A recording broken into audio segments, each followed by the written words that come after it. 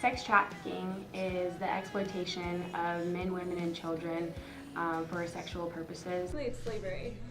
Their body is capital. So they're being sold for sex. Well, sex trafficking ranges from kids as young as like 2, then it can range up to like 7-year-olds. 250,000 women and children who are trafficked into the U.S. alone.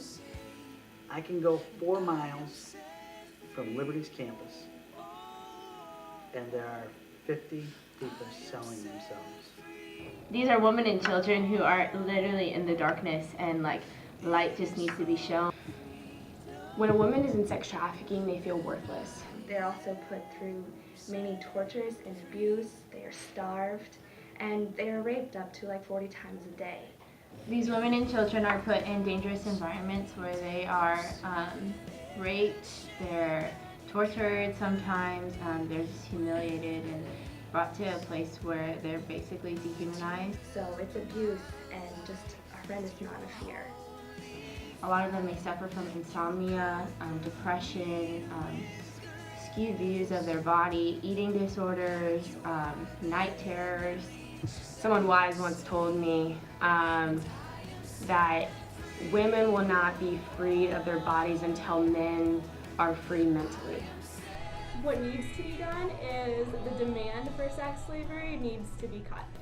Honestly, we need to get down to the clients, and it gets down to the pimps. So when men's minds are finally free from pornography, from sexual exploitation of any kind, that is when the women's bodies are going to be free. And it begins with us. It begins with standing up and saying, this isn't right.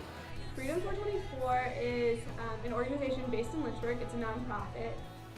IJM is founded in D.C.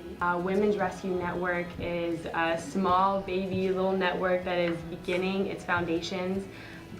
Truth Be Told was created because Rachel and I wanted to actually do something about sex trafficking. What they do is raise funds and raise awareness.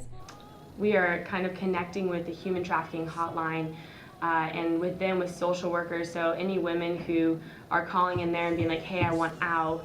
There are also organizations and facilities around us in Lynchburg alone that are like, we want to help these women, we want to help them restore and heal.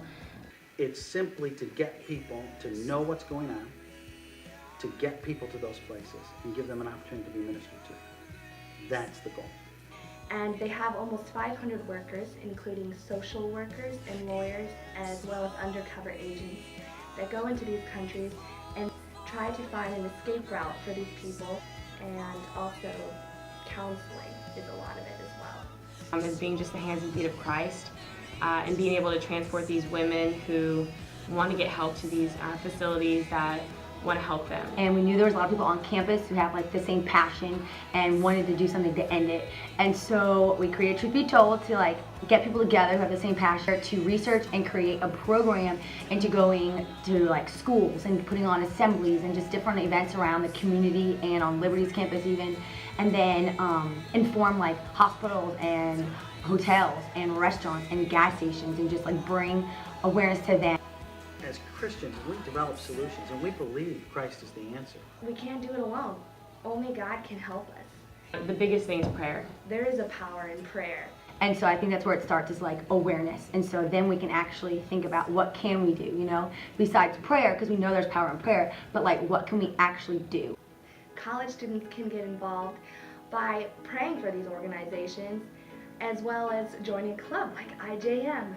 I would say college students can get involved by using whatever they're studying in college to use for the kingdom and to help end sex trafficking. I don't need to wait for some emotive feeling and then identify that as the Holy Spirit to know that this is the right thing to do. For the most part, we're just expecting, like we always say, like we're just expecting the Lord to just use us. Now is the time to end slavery. It's your move.